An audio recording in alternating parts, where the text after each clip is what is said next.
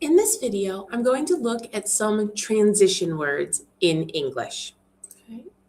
So transition words are used to connect your ideas, to make your speaking and writing flow better organized, okay? So there are many transition words in English. In this video, I'm going to focus on transition words that signal a time relationship, a specific order to do something, okay? So let's look at these words from this anchor chart first, okay? These transition words, and there are more, these are just some of them. These transition words signal a time relationship. It means that whatever you are writing about or talking about has a specific order in time. First, then, next, afterwards, subsequently, meanwhile, finally, at last. So there's a beginning, there's middle parts, and there's an end, okay? So you could say first, second, third, fourth, fifth, last. But these are some additional words to help you in your writing and your speaking, okay? This is a sign of advanced English proficiency. If you can use transition words clearly and correctly, it means that your proficiency is greatly improving. So let's look at these. If you use first or at the start, this would be to begin your list, to begin the time order. First, I woke up in the morning, okay? Then you could use next, then, or after that, or afterwards to move to the next step in your story or the next step in your directions. Subsequently is a more formal way to say after. They mean the same thing. Okay? Subsequently is just more formal. Meanwhile is when two things happen at the exact same time. Okay? For example, as a mom, I might say to my kids, I am going to make dinner for us. Meanwhile, I need you to do your homework. Okay?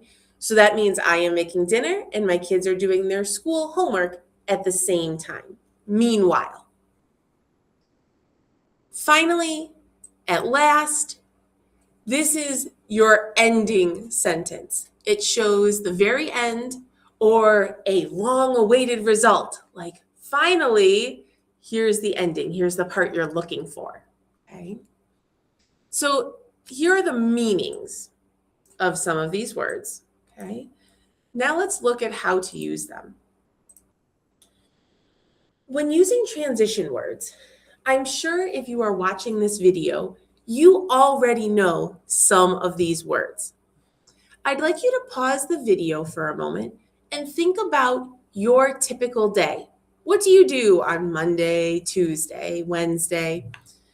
And I want you to write down a few sentences, 3 or 4, to explain your day with some details. Use words that you feel comfortable with. Those might be first, then, next, finally. Okay? And here's an example that I made. Okay? I did 4 sentences and I wrote about my morning. First, I wake up at 7:00 a.m.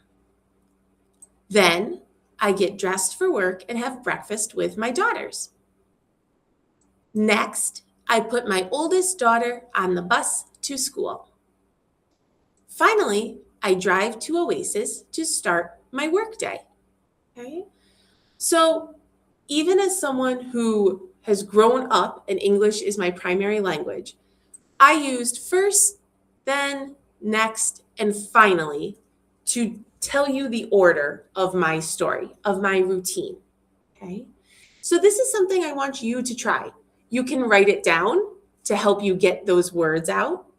Or you can do it in your head, but you can pause this movie at any time to do that.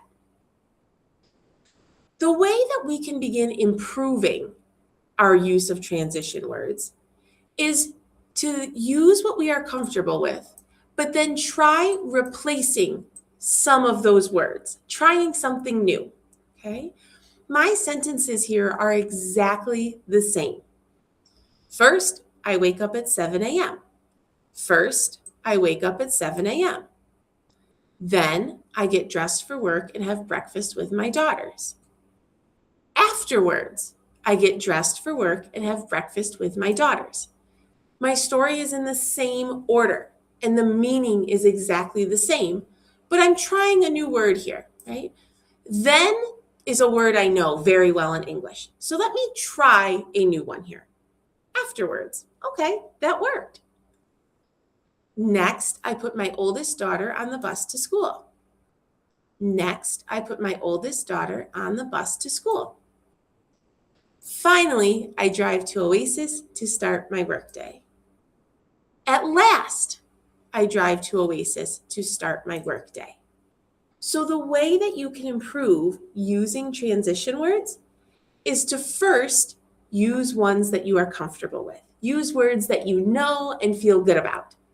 Then try using one or two new words, new transition words, to become familiar with them, to get more comfortable with them, so you feel good using them in your speaking and in your writing. Okay? So again, transition words are a way to connect your thinking. These words specifically signal a time relationship. What we are saying or writing has a specific order in time. Okay? I'm going to go back for a second to show you these words again. Okay? First, then, next, afterwards, subsequently, meanwhile, finally, at last. You will also notice, as I made an example here, all of these words can typically be found at the beginning of a sentence, and they are followed by a comma in English. In writing, that is a sign to pause. Okay? So in my example, first, I wake up at 7 a.m. I pause here. There's a little space in my speaking. Okay? If there was no comma there, it would say, first I wake up at 7 a.m. That's a little direct, okay? If we're telling someone about something, even if it's just our day, we're pausing and we're slowing down so that they can take in and process the correct order of events. First, I wake up at 7 a.m. Then I get dressed for work. Okay, so most of the time, not always, transition words are at the beginning of a sentence and they have a comma after them, a pause. Okay, I hope that this video was helpful. Thanks for watching.